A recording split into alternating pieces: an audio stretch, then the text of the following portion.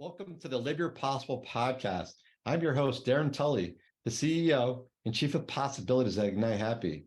I'm so excited about bringing this show to the world so we could spark and discover endless possibilities where we work, live, and play. I believe there's a light inside of all of us waiting to unleash. This light holds our childlike nature to create, discover, and imagine, and also how we love and embrace happiness as we invite the world in. As you tune in, I'm not looking for you to change into somebody else. In fact, I'm looking for you to ignite your happy, authentic self. I plan to launch this podcast as a safe place so you can peel back the cover and look inside and see what might be holding you back from pursuing an authentic, inclusive, and joyful life. For the targeted audience, I'm looking for any human or leader that's looking to make a positive impact with greater meaning and greater purpose, where we can move limited mindsets to one where anything good is possible, igniting more happiness wherever you are and go, because happiness is within all of us and it's within reach. It's never far away. I also would love us to unlock possibilities for all people. It's not a zero-sum game. We're all worthy and capable. I think it could be fun too if we embrace being uniquely you, with authenticity and vulnerability, because I love you being you. I need you to love you too. Let's also serve others with genuine care and empathy, allowing people to amaze us, being their authentic and full selves. I also believe we could transform beliefs and behaviors to help others thrive, believing in the untapped potential in each other again, and trusting without doubt, with good intention to help each other thrive and succeed.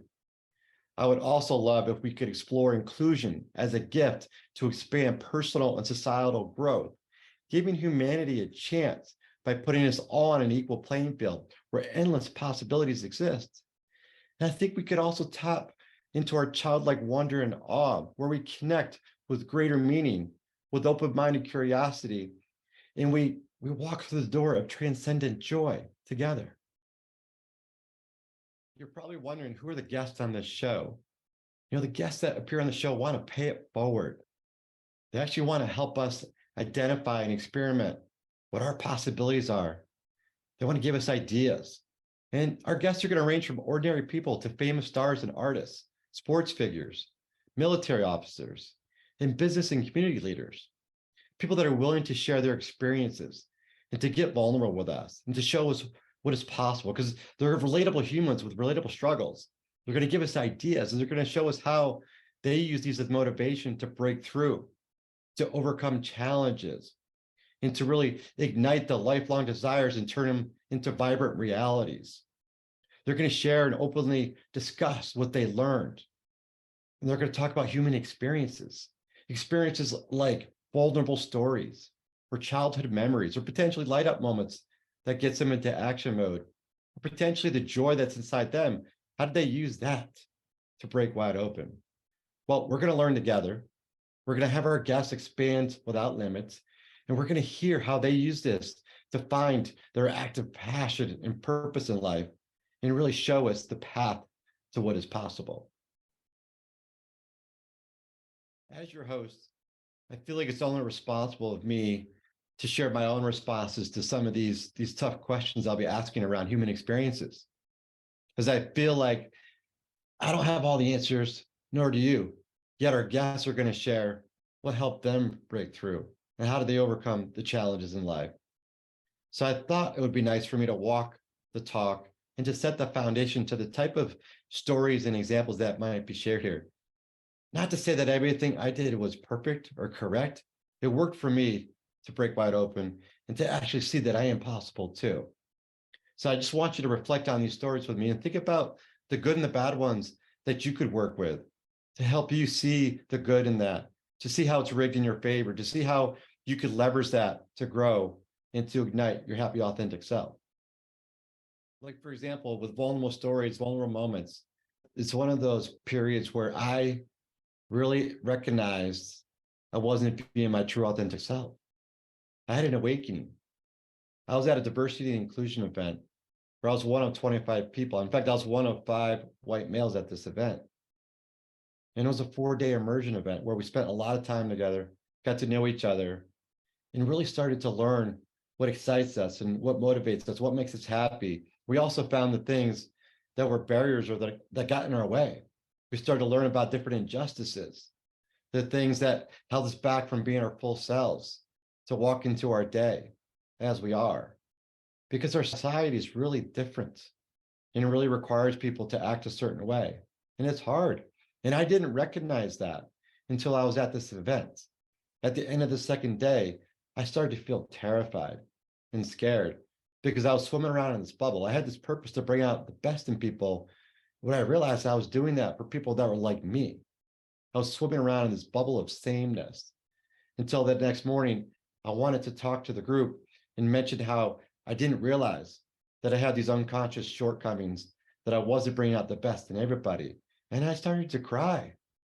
I didn't think you could even cry at work. I didn't embrace that until that moment. When I did, I really came alive, and I shared with people who I really am, my authentic self, and how much I really care for everybody in the room. And what I noticed as I looked into people's eyes, I could see anger, yet I could also see hope and love because people could feel my intentions were good, that I could believe in a different way, that I was going to change the way I was, and I'm doing that every single day. I use this pink pen as my reminder because it's different. And it reminds me that I need to embrace and accept differences, including my own, so we can discover and explore what is possible. We could discover and innovate things I never thought were capable or imaginable. And I have to say, the more vulnerable I am about this story, more people want to pick me up, because at that event, people started to cry with me. And what I noticed is that people allowed me to share and be vulnerable and to learn and to commit to something bigger. And what I realized is it wasn't my bubble bursting, it was actually expanding to really put my arm around the world and to embrace everybody in it and to do my part. I actually became aware of the opportunities and how I'm not going to blame myself for being the problem. I'm actually going to be part of the solution.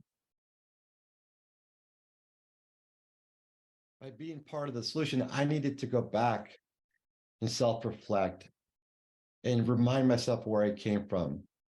I learned some of these unconscious biases and things based on what was taught and told to me in society. And it's my job to figure out what to embrace and what to let go. So I needed to go back to my roots. I went back to my childhood, and I had a wonderful childhood. I was made fun of actually because I was a little bit behind, and I had to break through that over time. I had to learn and take actions to actually show people that I'm a different person. I see things differently. And we did things positively back then. We would have toothpick races, and we would actually try to create and invent new games all around. In fact, we actually invented Silver Gazette, our local paper, our street paper. And we did that because what we noticed was that our neighbors were kind of walking around like robots and maybe like zombies, especially on the weekends. Because I had a paper route, and I'd go out and bring these out in the early mornings on Saturday. Now as an adult, I understand why people probably were in that state. Yeah, what I wanted to know then is what brings people joy, what gets people excited. And we created this paper called the Siblings that my friends Bugger and JK and I would go out and we would interview our neighbors, and they would share us these stories. It would amaze us because they would share what really made them excited about their family trips, their recipes, their gardening, about accomplishments their kids are doing, just the wonderful things that actually got them through the day. And they shared these stories, and we shared them in the paper, and then we would sell these papers to our neighbors. And our neighbors loved it. People were waving people down because they wanted to learn more. They had a platform to work with to get to know different people. And our street was thriving. It was quite amazing. And as I go back and reflect, we were actually pretty young, innocent reporters. We did not have an agenda. We just let people tell us their stories. It was the kid in me that was my most creative self, that I didn't have any biases at the time. And I welcomed the world in as it is, and really lived it with wonder and awe. That was my best self, where I could actually help people come out as their full self, authentic self, and they amazed us. And I guess as I fast forward, it's pretty cool because this platform is set up in the same way. Well, so far we've talked about two of these human experiences. We've talked about the vulnerable moments where I had my awakening, and then I went back in time and talked a little bit about these childhood memories and the importance of really having the child inside of all of us come alive. So fast forward to about 5 years ago, I was sitting there with my daughter. I was on my smartphone doing work. She was doing homework. She finished her homework and asked for a special treat. And we went back and forth until we agreed on something sweet, something that seemed to be a little bit healthier. It was an Italian ice. In fact, it was a watermelon Italian ice. And we took off the lid, we put it on the corner of the table, and she went back, finished this beautiful, delicious ice. I was back at work, not doing either one well, hanging out with her or doing my work too well. And she finished it, and I put my phone down and I looked over at her, and I said, "Oh, you're really happy." And then out of the corner of my eye, I see this lid. It's upside down, and it's this one-eyed smile. And my eyes get really big, and I take this one-eyed smile and I share it with my daughter. Her eyes light up, her mouth is wide open, and I'm like, "Oh my God, the kid inside of her came alive, and the kid inside of me came alive." Seeing her really just smile beyond belief, and it was so unimaginable that this one little smile can make that impact. What happened is we allowed ourselves to see something fun. We allowed our guard to go down, and we allowed ourselves to be silly. Now I was accepting differences, and this is a one-eyed smile. It's different, and it's not reminding me to accept happiness and inclusion as a platform for change. What I recognized that this smile was upside down, I realized it wasn't the smile that was upside down, it was me. I needed to change the way I looked at things. And once I did that, I started to see where joy comes from. Sure, making my daughter really happy, that's pretty cool. But what I realized is my joy comes from within me, connecting back out in the world, seeing they are possible, seeing they have hope, seeing they belong, seeing that they actually embrace joy and not be afraid of it. And that's really what started my path to the last step, really thinking about joy, this innate joy that's within all of us. It's never far away.